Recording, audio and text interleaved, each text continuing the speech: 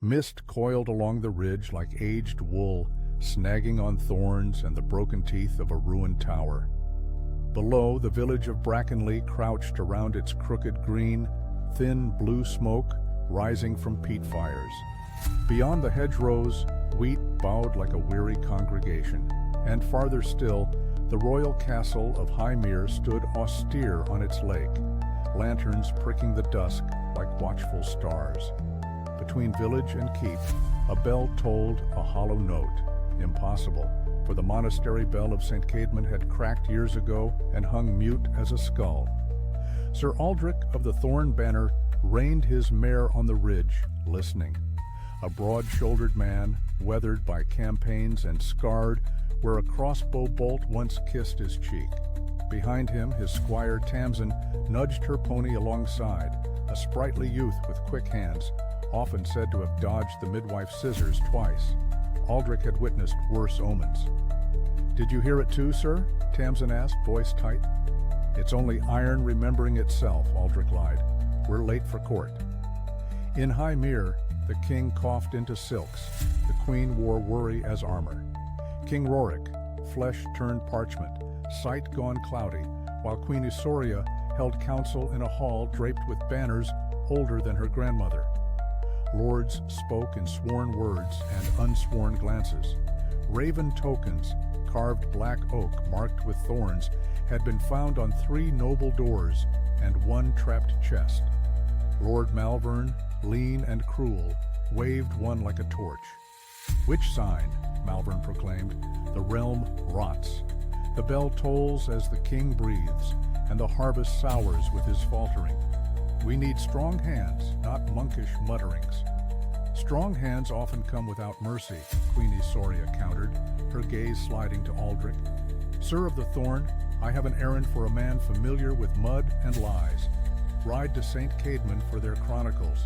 There was once a stanza about a crown binding man and land. Men use it for mischief. I seek the truth." Aldric bowed and found himself back on the ridge trail with Tamsin, the monastery's white walls stark among black pines.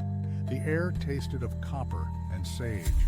The abbot, Brother Hallward, received them with the grim courtesy of one who had outlived many winters. "The Chronicle of Thorn?" Hallward mused. "A folio went missing last week. My novices stray from their pallets, and my bell mysteriously tolls a single note at vespers, though no rope is pulled. The crack is clean.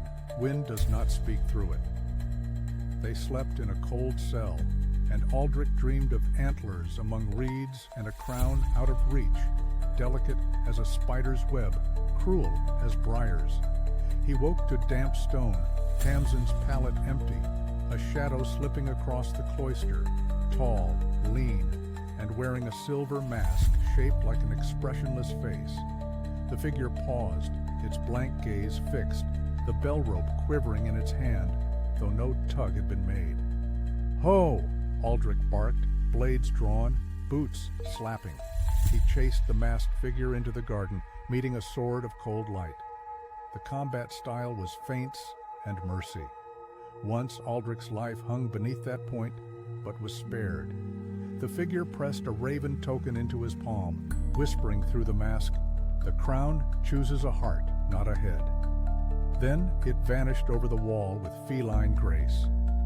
Morning brought Tamsin, smudged and breathless, with a tale of checking stables, and Aldric said nothing.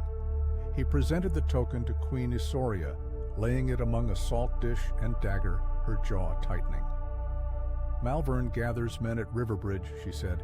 "He claims I consort with sorcery, seeking the hollow crown to become queen in more than name. He speaks of the old hunter's tale. A white hart led King Rene to a crown of thorns. The king bled, and the land bore plenty, leaving out the part where the giver does not return." "It's a binding, not a bauble," Aldric remarked. She flinched at the clarity of his words. "I sought truth, not comfort," she replied. "Can you guard my realm while others reach for legends like knives?" Riverbridge was alive with banners and mud. Aldric's thorn banner held the center, men from Brackenley in leather jerkins, stitched with pride and fear. The first clash rang down the timber bridge. Splinters flew as boys who'd haggled over eels tried to rend each other. Aldric's mare danced beneath him. He pressed and parried, saw Malverne's colors, then Malverne himself, his mouth a hard line. Then the bell tolled. It rolled across the river like water poured. Fog lifted from the reed beds. A white hart emerged, blades drooping as wonder eclipsed killing. The hart stepped toward an island where old foundations jutted like ribs. There lay a circlet of woven briars, green tips bright with beadlets that were blood, fresh and patient. Queen Ysoria, with a handful of guard and the abbot at her side, reached the island as Malverne, eyes gleaming with triumph and terror, splashed onto the opposite side.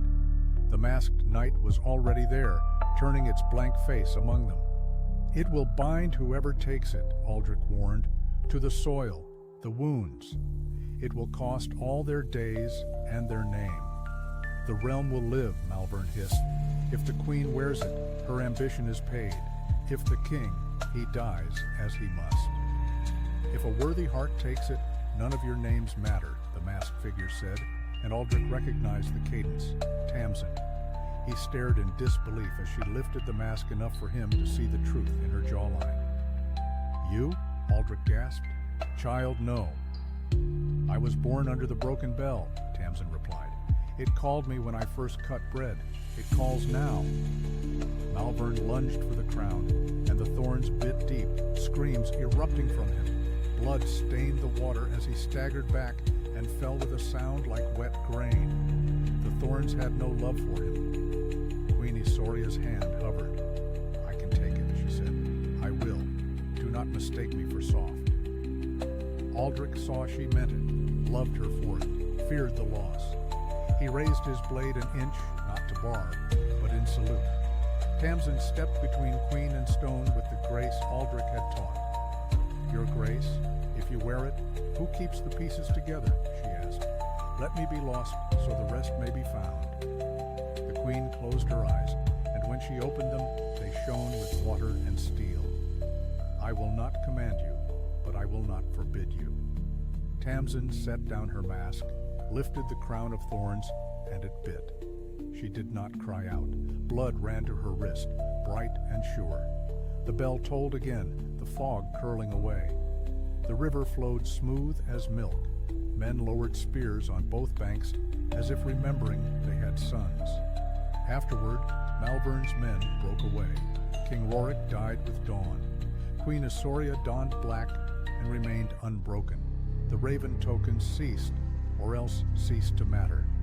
In Brackenley the harvest came sweet, the sourness left the wells. St. Caedmon's bell rang softly at sunset, most evenings, a note so delicate you might mistake it for a bird. Sir Aldric rode the hedgerows like a man late for a lesson. Sometimes by the lake he saw prints where no ox had trod, a five-pointed press like a blessing. Once on the ridge he glimpsed the white hart. Beside it, a figure donned not in mask, but in ivy and patient silence. He raised his hand. The figure did not wave. He returned to Highmere, mud on his boots and stories to tell. At court, Tamsin was dubbed the Thorn Maid, while boys hung briars near their doors.